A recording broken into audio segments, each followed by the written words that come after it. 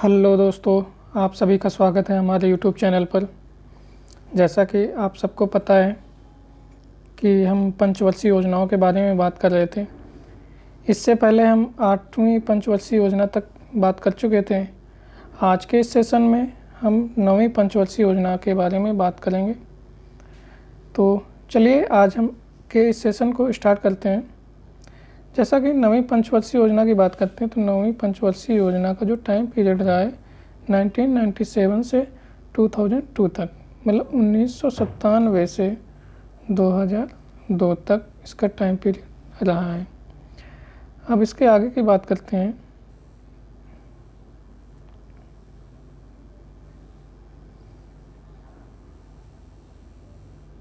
इसके मूल लक्ष्य की बात करते हैं हम।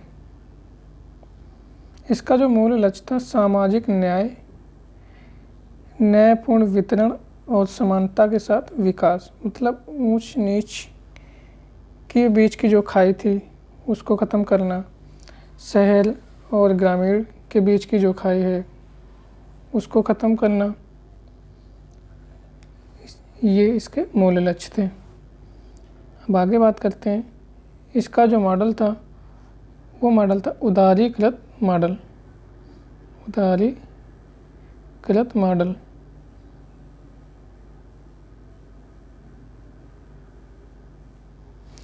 इसका मॉडल था उदारीकृत मॉडल।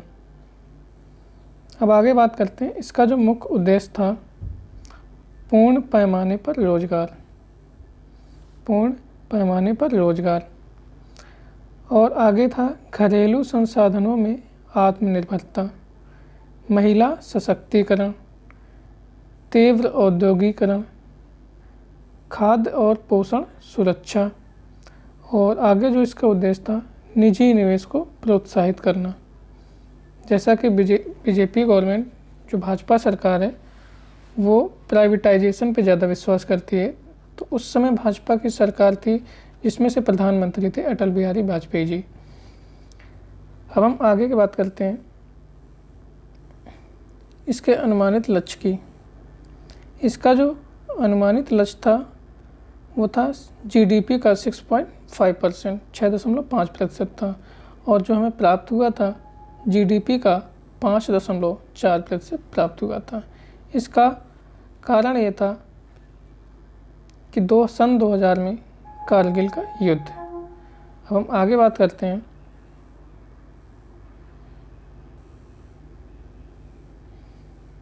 इसके प्रमुख उपलब्धियों के बारे में।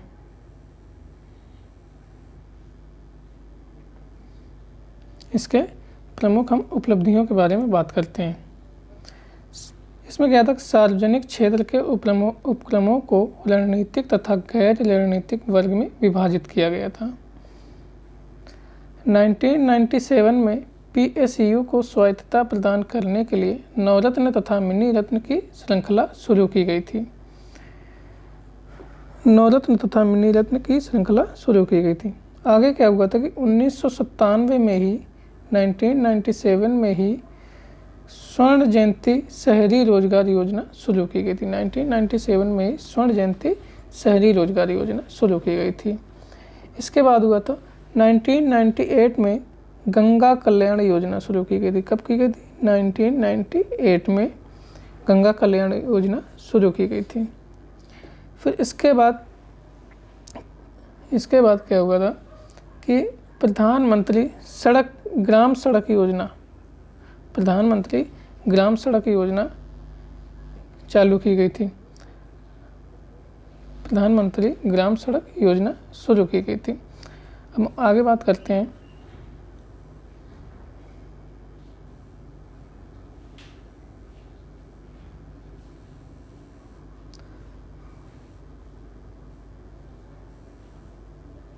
राष्ट्रीय जनसंख्या आयोग का गठन किया गया था सन 2000 में। कब? सन 2000 में राष्ट्रीय जनसंख्या आयोग का गठन किया गया था। सन 2001 में खाद्यान्नों का भंडारण सुनिश्चित करने के लिए खाद्यान्न बैंक योजना शुरू की गई थी। और सन 2001 में ही संपूर्ण रोजगार योजना शुरू की गई थी। सन 2001 में संपूर्ण रोजगार योजना शुरू की गई थी। आगे बात करते हैं, सन 1998 में ही स्वर्णिम चतुर्भुज योजना शुरू की गई थी। कब? 1998 में ही स्वर्णिम चतुर्भुज योजना शुरू की गई थी। अब जो चतुर्भुज योजना थी वो ऐसे थी, दिल्ली, मुंबई और इधर था कोलकाता, उधर चेन्नई।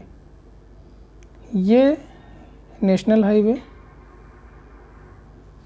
जो कि मुंबई से दिल्ली जो नेशनल हाईवे जाता है वो है NH8। दिल्ली से कोलकाता जो नेशनल हाईवे जाता है वो है NH2।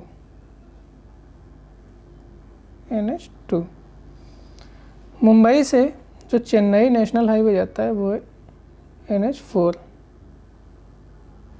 और जो चेन्नई से कोलकाता जाता है वो है नेशनल हाईवे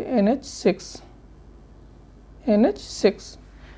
मुंबई से दिल्ली नेशनल हाईवे 8 और दिल्ली से कोलकाता NH2, कोलकाता से चेन्नई NH6, मुंबई से चेन्नई NH4। तो ये था स्वर्णिम चतुर्भुज योजना।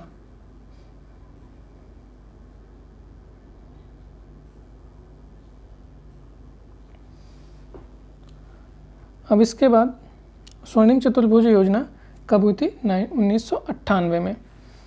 अब क्या हुआ कि 1998 में ही सुपर एक्सप्रेस हाईवे योजना शुरू की गई। कब? 1998 में ही सुपर एक्सप्रेस हाईवे योजना शुरू की गई और फेरा के स्थान पर फेमा लाया गया। फेरा के स्थान पर फेमा लाया गया। विदेशी निवेश को विस्तार करने के लिए फेरा के स्थान पर फेमा लाया गया। आगे बात करते हैं,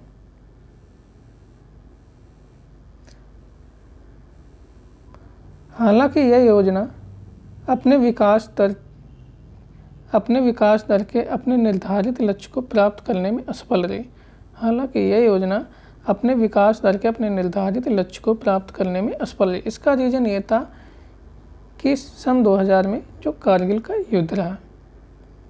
अब आगे बात करते हैं,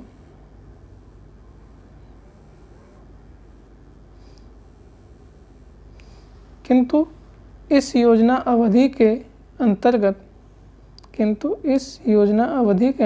1991 में लागू हुए आर्थिक सुधारों को गति मिली।